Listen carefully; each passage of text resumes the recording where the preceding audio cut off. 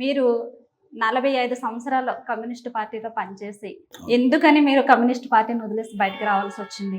అంటే ఇప్పుడు ఒక 47 సంవత్సరాలు ఒక పార్టీలో పనిచేసామంటే ఏదో స్థానం కోసం చేసింది కాదు. స్థానం రావాలంటే సంవత్సరం 2 సంవత్సరాల్లో స్థానం రాకపోతే పార్టీ మారిపోతారు. బట్ కమ్యూనిస్ట్ పార్టీలు ఏంటంటే ఈ సొసైటీని మార్చడానికి, కష్టపడేవాడికి ప్రతిఫలం దొరకాలని, కష్టజీవులకి ఈ దేశంలో స్థానం ఉండాలని, ఏదైతే లెనిన్ అక్కడ రష్యాలో స్థాపించారో, ఎక్కడైతే కమ్యూనిస్ట్ పార్టీలు పేద ప్రజలు బడుగు వర్గాలకు అధికారం ఉండాలని చేస్తుందో, సో అందరికీ సమానంగా కష్టపడేవాడికి తగిన ప్రతిఫలం కావాలని చెప్పి అంటుందో, అటువంటి దానికోసమని ఆ సిద్ధాంతం మీదనే నేను కమ్యూనిస్ట్ పార్టీలోకి వచ్చాను. నేను 47 సంవత్సరాల క్రితం నా చిన్నప్పుడు వయసులోనే వచ్చి అదే దాంట్లో పనిచేస్తూనే వచ్చాము. రకరకాల ఫీల్డ్లు చేశాను, విద్యార్థి ఉద్యమంలో చేశాను, యువజన ఉద్యమం చేశాను, కమ్యూనిస్ట్ పార్టీ రాష్ట్ర నాయకత్వంలో ఉన్నాను. కానీ తర్వాత వచ్చేటప్పటికి ఏమవుతుందంటే ఉన్న కొందికి కమ్యూనిస్ట్ పార్టీలో ముక్కలు అంటే అది స్థాపించింది దాదాపు 90 సంవత్సరాల క్రితం స్థాపించారు. 1925లో డిసెంబర్ 26 నాడు ప్రారంభించిన పార్టీ ఈరోజు ఒక పార్టీగా లేదు. అది దాదాపు 30 పార్టీలు విడిపోయింది, ముక్కలైపోయింది. సిద్ధాంతం కమ్యూనిస్టులు 30 రకాల కమ్యూనిస్ట్ పార్టీలు వచ్చినాయి.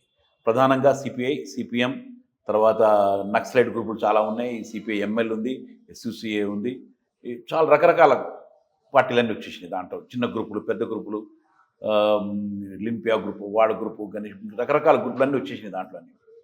దాంట్లో ప్రధానంగా ఇప్పుడు ఉన్న పార్టీలు, మేజర్గా ఉన్న పార్టీలు మాత్రం 2 పార్టీలు, that is CPI and CPM.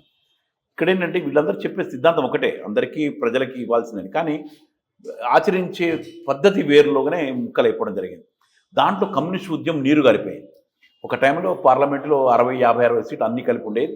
ఈరోజు 6 సీట్లకు పడిపోయింది అందరి కలిపి. కొన్ని రాష్ట్రాల్లో అధికారం రావాల్సిన పార్టీ ఈరోజు వెనక్కి వెళ్ళిపోయింది. బికాస్ ఆఫ్ ఇంటర్నల్ తగాదా. కమ్యూనిస్ట్ పార్టీలోనే ఒకళ్ళ మీద ఒకళ్ళ తగాదా, ఒక పార్టీని ఒకళ్ళు వేడించుకోవడం. ఎందుకంటే సిపిఐ, సిపిఎం కలిసి పోటీ చేస్తే ఒకళ్ళ ఓట్లు ఒకళ్ళు పడవు, ఒకళ్ళు ఓడించుకుంటారు. కానీ అందరూ కలిసికట్టుగా పోరాటం చేస్తారు కదా సార్. కనిపిస్తుంది అట్లా, మీకు కనిపిస్తుంది అంతే. ఒక టైంలో ఖమ్మంలో కానీ విజయవాడలో కానీ మార్క్సిస్ట్ పార్టీని కమ్యూనిస్ట్ పార్టీని సిపిఐ నరుక్కున్నవి చాలా ఉన్నాయి.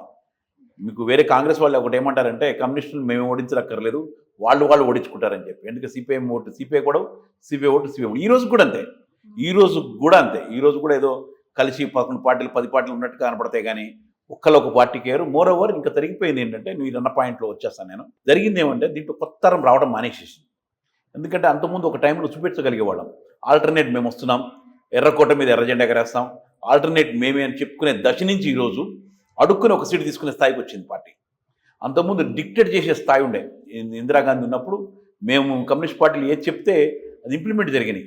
రాజభరణాలు రద్దు కావచ్చు, లేకపోతే పబ్లిక్ సెక్టర్ బ్యాంకులు నేషనలైజ్ కావచ్చు, ఇంకా రకరకాలు కావచ్చు, ఎన్నో ఇష్యూస్ మీద కమ్యూనిస్ట్ పార్టీ ఏది చెప్తే అది జరిగేది అక్కడ పార్లమెంట్లో కానీ సెంటర్లో కానీ. ఈరోజు ఏమైంది, మొత్తం కమ్యూనిస్ట్ పార్టీ నీరు గారిపోయింది. బికాస్ ఆఫ్ ది ఇంటర్నల్గా ఉన్న సమస్య కావచ్చు, కమ్యూనిస్ట్ పార్టీలు ముక్కలైపోవడం కావచ్చు, నాయకత్వం ఉన్న కొన్ని ఏజ్ అయిపోయి సిద్ధాంతపరంగా వెనకబడి రావు కావచ్చు, కొత్త రాకపోయి కావచ్చు, బలం పుంజుకోవడం పోయింది. ఒక కేరళ తప్ప ఈరోజు అన్ని చోట్ల పార్టీలు పోయినాయి. వెస్ట్ బెంగాల్ చూడండి, వెస్ట్ బెంగాల్ ఒక్క సీట్ లేకుండా 30 సంవత్సరాలు అధికారం ఉన్న పార్టీ ఒక్క సీట్ లేదు, నా ఎమ్మెల్యే లేదు, నా ఎంపీ లేని పరిస్థితి దిగజారిందంటే కమ్యూనిస్ట్ ఉద్యమం పట్ల ప్రజలకున్న వ్యతిరేకత. కమ్యూనిస్ట్ పార్టీ మిస్టేక్ కాదు, అది నాయకత్వం మిస్టేక్స్. నేను ఈ రోజుకి కమ్యూనిజం నమ్ముతున్నాను. నేను ఈ రోజు కూడా అనుకుంటే ఆయన కమ్యూనిస్ట్. ఎందుకంటే ప్రజల్ని లూటి చేయకుండా ప్రజలకు పనిచేసేవాడు కమ్యూనిస్ట్, అది దాంతో పనిచేసేవాడు. అంతేగాని కమ్యూనిస్ట్ పార్టీ సభ్యత్వం ఉంటేనే కమ్యూనిస్ట్ అని కాదు నా ఉద్దేశంలో. సో ఈరోజు కమ్యూనిజం మంచిదే, బట్ ఇంప్లిమెంటింగ్ చేసే నాయకులు లేరు. ఈరోజు ఏ పార్టీనా చూడండి, కమ్యూనిస్ట్ పార్టీ సిపిఐ తీసుకోండి, సిపిఐఎం తీసుకోండి, అందరూ 70 సంవత్సరాలు దాటిన నాయకత్వమే ఉంది. ఎంతవరకు పని చేయగలుగుతారు? కొత్త నాయకత్వం తరం లేదే, టోటల్గా అయిపోయింది కొత్త నాయకత్వం. దానివల్ల నేను కూడా ఈ మధ్యకాలంలో ఒక ఇంటర్నల్గా తగాదా పడుతూ వచ్చాను. మేము కొత్త నాయకత్వం రావాలి. కమ్యూనిస్ట్ పార్టీలో యువత కూడా ఉండరు అంటే కమ్యూనిస్ట్ పార్టీ యొక్క సిద్ధాంతాలు నచ్చక వెళ్ళరా, లేకపోతే వేరే కారణాలు ఏమన్నా? నచ్చక కాదు, కమ్యూనిస్ట్ పార్టీ సిద్ధాంతాలు నచ్చుతాయి అందరికీ. యంగ్ వాళ్ళకి నచ్చకపోతే వాటి లేదా మిస్టేక్ ఉన్నట్టే. ప్రతి ఒక్కళ్ళు ఒక తిరుగుబాటుతనం ఉంటుంది. తిరుగుబాటుతనం ఇచ్చేదే కమ్యూనిస్ట్ పార్టీ. తిరుగుబాటు అంటే ఏది రీజన్ లేకుండా తిరుగుబాటు కాదు, సమస్యల మీద తిరుగుబడమే నేర్పించేదే కమ్యూనిస్ట్ పార్టీ. కాబట్టి అందరిలో ఉంది అది, కానీ వాళ్ళని తీసుకొచ్చే శక్తి ఈరోజు కమ్యూనిస్ట్ పార్టీలకు పోయింది. ఈరోజు ఎందుకు వస్తారు కమ్యూనిస్ట్ పార్టీకి? ఏం అధికారం నుంచి పెట్టగలుగుతారు వాళ్ళు? సపోజ్ ఒక యువకుడు రావాలి అంటే కానీ, కొంతమంది రావాలంటే ఏం ఆశించి వస్తారు? రేపొద్దున నాయకత్వంలోకి వస్తుంది పార్టీ, రేపొస్తున్న అధికారంలోకి వస్తుంది, అందరికీ మంచి జరుగుతుందని. ఈరోజు కమ్యూనిస్ట్ పార్టీలు చెప్పే స్థాయి లేదే.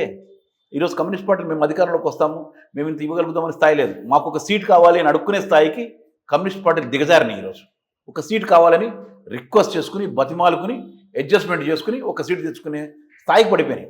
అంటే ఆ స్థాయికి రావడానికి కారణాలు ఏంటి సార్? అంటే నాయకత్వం అధికారంలో mistakes. ఉన్న నాయకులు వాళ్ళే అనుభవించాలి ఆ పదవులు, నాయకత్వం మిస్టేక్. ఈ రోజు వారసత్వం కావాలని ఎగ్జాక్ట్లీ అనుకుంటున్నారా? వారసత్వం అని కాదు, కానీ వారసత్వం లేదులేండి. కమ్యూనిస్ట్ పార్టీలో వారసత్వాలు లేవు. అంటే ఇప్పుడు ఒకరు ఉన్నారంటే వాళ్ళ కొడుకు అలా ఇవ్వాలని అట్లా లేదు, ఆలోచన కమ్యూనిస్ట్ పార్టీలో అట్లా లేదు. కమ్యూనిస్ట్ పార్టీ కొడుకులకి వారసత్వాలు లేవు. ఇక్కడ పనిచేసే వాడికి మాత్రం అధికారం వస్తుంది. That is true. అది కింద నుంచి రావాల్సింది పైకి, అంత ఈజీగా రారది.